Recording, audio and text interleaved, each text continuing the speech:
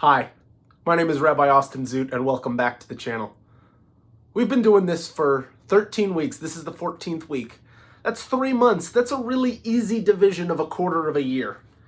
And I'm one of those people who likes to stop and do processing and think along the way and really look at where we've come from and where we're going at many points along the journey. And so it's not a surprise that I'm doing a lot of thinking about what is this video podcast doing? What is the point of this YouTube series, and how do I continue to bring value to the conversation I'm hoping to start? If the first quarter of a year was dedicated to validating the fact that we need to start this conversation, what's the next thing we do? What's the next thing we say? And this is where I want to talk about action items. To show you a little bit about the behind the scenes, every week when I'm coming up with the thing I'm going to talk about this week in my video podcast, I think about what are some action items I can encourage people to take that will allow them to connect to their Judaism and feel meaningfully engaged in religious work in general that actually motivates them to do something. What are the actual steps that I can ask for that you might be able to do that will show you a result that makes you feel more connected, or that makes you feel more empowered, or that uplifts you in some way that Judaism is supposed to do? This is hard work when we're talking about the spiritual realm, because so often the action item is an internal action. I'm asking you to do things like think and feel and process a feeling and evaluate a connection. Those are all lovely action items, but they don't necessarily have that component of getting out and going and doing something. When you've sat and you've thought, the work happens, something internal changes, but it's hard to hold something in your hand and say, aha, this is the change I've made. This is the tangible result. I keep asking questions to see how I can further the conversation to get action items.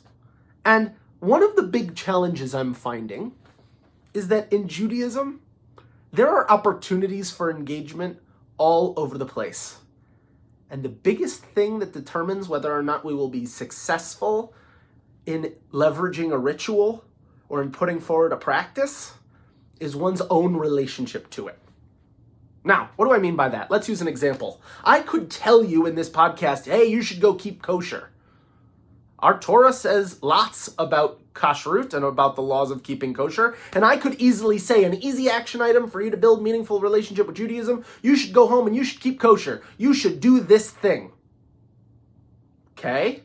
That might be effective. As a matter of fact, there's a lot of people for whom that is exactly the best way to connect to Judaism, is to go through a ritual practice. But me telling you go do the thing, go keep kosher, cuts out the step that is, let's go learn about kashrut.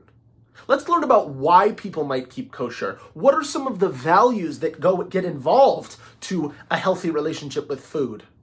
By telling you go keep kosher, I'm undermining all of the pieces of how do we connect to our heritage to acknowledge that Jews have been doing this thing for centuries and that we link ourselves to that chain. How do I acknowledge that many of the practices that we count as kashrut were originally intended for us to keep ourselves safe by way of sanitation, and that's no longer the reason to necessarily do those things, but rather are an underpinning of how thoughtful our tradition has been in the past.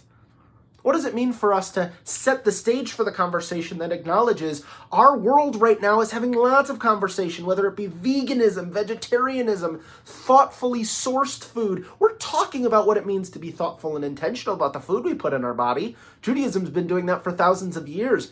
We can do this conversation in a very thoughtfully Jewish way. We can use the language of Judaism to make the impact in our lives that we're searching for. All of that is beautiful. But the action item, go keep kosher, is too oversimplified. It requires the hard work of us to have the conversation, to process the information, to think about what this all means to us, and most importantly, to find a solution that works for you as an individual.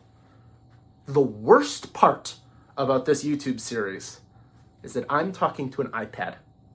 I'm looking at a screen, all I can see is my own reflection. I can't see the people who I'm witnessing doing this work with me.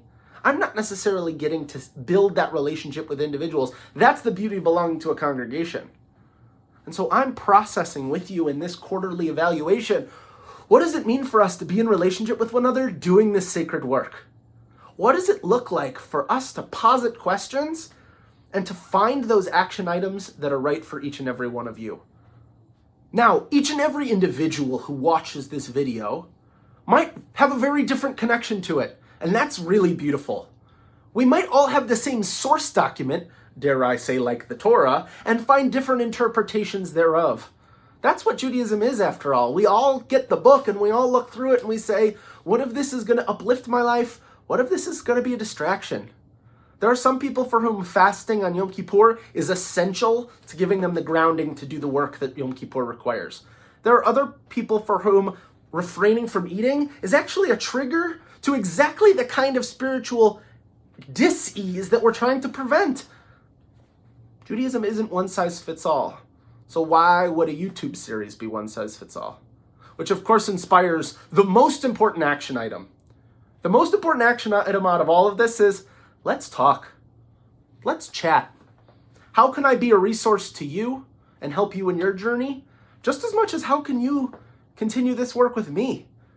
The beauty of Judaism is we're never done with the work. We're always walking down the path, trying to find that best way of engaging with what Judaism can be for each of us. Paul Rudd makes the joke in an interview once that he's not a practicing Jew, he's perfected it. That's cute, that's funny, I like Paul Rudd. But that's not a thing to which we aspire. There's no such thing as perfecting Judaism. There's just continuing to work on finding a Judaism that more and more calls to the inner voice within us, that self that is true, that is sacred, and that is calling us to live out our best lives as we make meaning of it through the language of Judaism. Thank you so much for joining me each week. I encourage you to like, comment, subscribe, share this with people who will find it beneficial, and let's continue the conversation. Because our world keeps getting more and more complicated, and Judaism is there for us, religion is there for us, to continue to lead us to strong, safe ground. Thank you so much, and I'll see you next week.